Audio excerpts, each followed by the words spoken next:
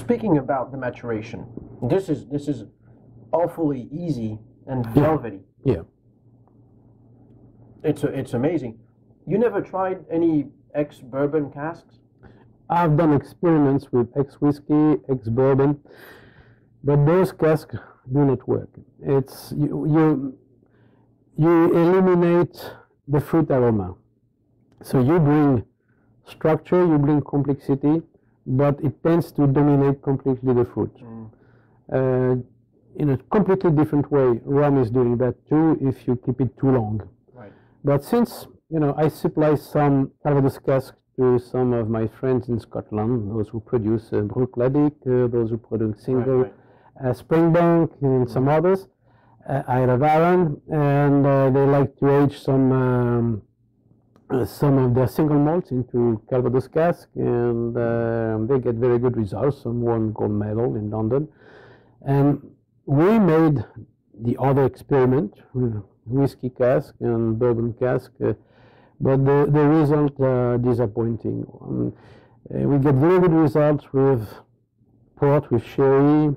Sherry today is very difficult to obtain because the market is completely controlled by the Scotch people.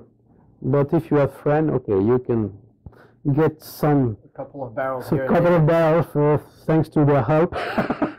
That's why you have to keep feeding them some of your Calvados. Exactly, this is helping. Yeah, it's the barrel and spirit.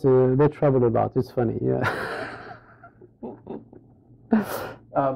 Is it possible that you would try some other kind of oak barrels from Tokaj, from Sauternes, and from so on? Sauternes we get good results. Yeah, I think the sweet wines. Of course, you have to eliminate the wine. What we do is we fill with cider for 6-8 months because you are not allowed by law to find a little bit of Sauternes or whatever in your Calvados. But still, the wood has acquired some interesting aromas that you will get in your Calvados. We are completely open, and my son is as passionate as I am, and he's trying on his side to do some experiments. I've done a lot in the past, and now he's doing himself other experiments. And if we find something very exciting, of course, we would use those casks to make some bottling, special bottling. And I'm curious to know about that cider that you season your barrels with. Yeah. What do you do with that cider? Oh, we distill it after all. All right. Yeah. We distill it. We do not bottle it. No, it's fresh cider, and then we clean the cask, and but that's enabled to. It's no gimmick that the farmers were doing. Those who were really interested into their production, and of course today this tends to disappear, except if you work on an artisan scale. But I find them personally very interesting. Yours is amazing. Yeah, the Hordage is extremely complex. We age it in small oak cask. What do you mean by small, really? Small. Because here in America, with the craft distilling movement, small means 20 liters. No, 20 liters wouldn't be possible because we would lose so much. The angel share would be so big. The French administration tolerates an evaporation up to 6% per year. If you lose more than 6%, you have to pay taxes on what the angel have consumed. So in a 20-liter cask, you would lose 15 to 20% a year. So forget it. What I call small casks are casks from 230 up to 270 liters. And also some 300 and a few 350. But most of them are 230 liters. So you have a lot of exchanges between the Calvados and the wood, and through the wood with the air. What's going on in the cask is the Calvados acquires from the wood tannin, which give the color, the structure, but also all kinds of essentials are diluted and oxidated. They are transformed into aromas. And this ordage, I visited a few years ago the laboratory of the Monopoly of Quebec in Montreal, and they had done chromatography analysis of those two, the 25 years old and the ordage. And they asked me, do you want to see that? The results, of course. How many aromas do you think we found in your ordage? And I say, well, I don't know. I've had the visit of most of the world's best sommeliers in our distillery. They usually found 10, 11 aromas. So I say, maybe, you know, 12, 13. So he laughed, took a computer listing like that. He said, we found more than 150 different aromas. All right, that's complexity. That's incredible complexity. And in the 25, they found over 250. And you've got a few bottles left, of course, of most vintages. Yeah. You were mentioning 1985. Yes. What about that year in particular? I think that was a very good and fruity Calvados, which happened to be quite successful. But maybe at the beginning, the quantity that we saved for the vintages was not so big. And I realized this year that we finished this Calvados, which is not so old. But that's it. When it's finished, it's finished. I mean, it's you have no way to to offer more. The vintage is really where I put most of myself. I mean, every year during the month of August, I test every cask. I taste 48 casks every morning. Oh, you must have quite a few good days there. Yeah, it's a bit hard, but it's not unpleasant at all. And of course, that's cask strength. So they are not at 40 or 42, rather 55, and sometimes a lot more. And the reason is we have to organize the plan for the coming year. So the best barrel, we save them for vintages.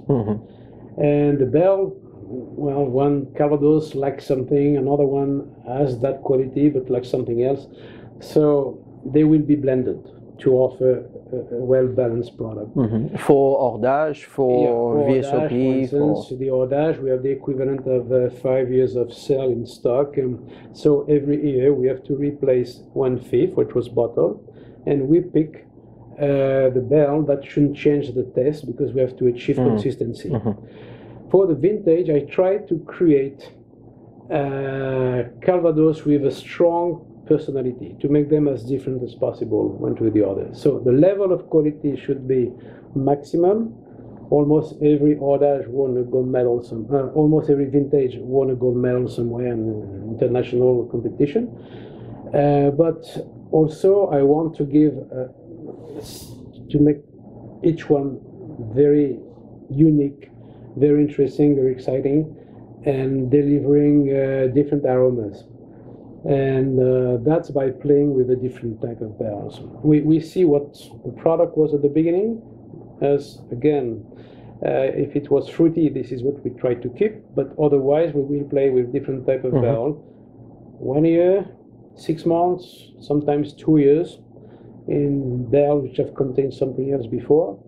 And we elaborate a very sophisticated bouquet. And for those who enjoy Calvados, okay, it's interesting because we try 2 or 3 bottles, they will be completely different. And so the level of quality shouldn't be discussed, it should be the highest. But of course, each one should have its own personality, its own character.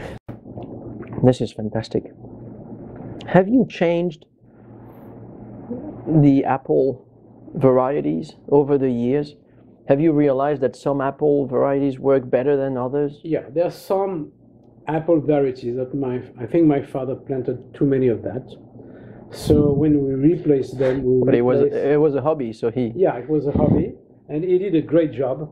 But there was 1 or 2 varieties that he liked I don't know what were the reason, but he planted a lot of those, and in my opinion, and in my son's opinion too, maybe too many of those. So this is the only one. That's the Biscay we name from Biscay. It's a variety brought from Spain in the 16th century, and very successful in Normandy because every year you will get good harvest. But probably not the most interesting one. So it's good to have a certain percentage, but maybe we have a little bit too many of those. If I tell you that in many states, yeah, people are making apple brandy with apples that are not any acidic. They're just using apples that are, well, the ones that you would also bite. Yeah. What do you say to that? Well, I think they make, in the US and in many other countries where people produce cider and spirit from the apple, they either apple spirit or cider spirit, they make very interesting products which are clean, good taste, but none of them has the complexity of Calvados, because the complexity of Calvados comes from the hundreds of different varieties, blended, sweet, acidic, bitter, bittersweet, and a majority of bitter and bittersweet, which make Calvados a unique product in the world. That doesn't mean that product made in the US are not good. I've tasted some which are very good, but they are more simple. They don't have the same complexity. So you're just saying that all it would take would be more variety? Probably, yeah. Probably. Well, you know what to do now. Thank you so much, Christian. Thank you to you. It was very nice having you here again. And all those who want to visit us in Normandy are welcome. You are open to public? We are open to public all year round, every day but Sunday. But this is Pays d'Auge, so if you want close to Deauville and Honfleur. Yeah, 9 kilometers from Deauville, 17 from Honfleur. You can get fancy. You can get fancy there, or you can decide to go pick the fruits for free. Yeah. And be paid in Calvados, maybe. Maybe. Maybe. Yeah, in Normandy.